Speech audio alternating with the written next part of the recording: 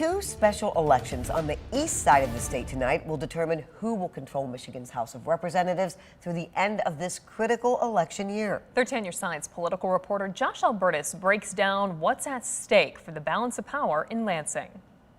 Well, if you remember back to last year, that was the first time in about 4 decades that Democrats had a unified Lansing Democratic governor, Senate, and House. So they were moving quickly on a lot of their priorities last year. But of course, those margins were very slim. So when you saw 2 Democratic House lawmakers leave to win their mayoral races on the east side, that created a deadlock in the state House, 54 Democrats to 54 Republicans even. So it's been a much slower last few months in the legislature. So for Democrats, if you want to continue with last year's momentum, if you want to sell yourselves to voters for November, you pretty much need both of these seats that are up for election tonight. If you're Republicans, ideally, of course, you want both seats, but even if you just win one, that would create another deadlock 55 to 55 and still disrupt Democratic control throughout the rest of the year. So let's look at the 2 House races that are up tonight for special election in the 13th district.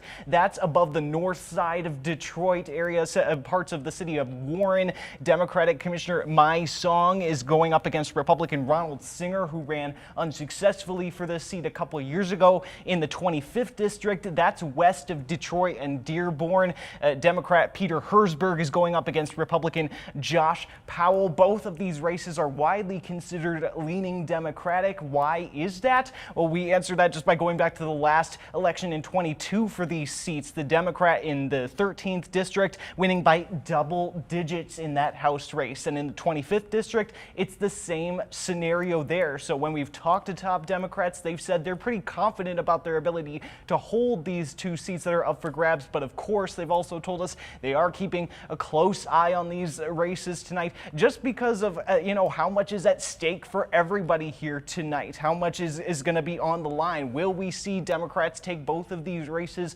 Will we see perhaps lower historically turnout for special elections? Will that affect anything? Will any potential dissatisfaction with top level Democrats like President Biden, who's up for re-election in November, will that affect voter sentiments tonight? We'll have to wait and see. Polls close at 8 p.m. tonight in these districts. We'll be waiting for those polls to close. We'll be waiting to see as those results come in to see what the rest of 2024 in Lansing will look like.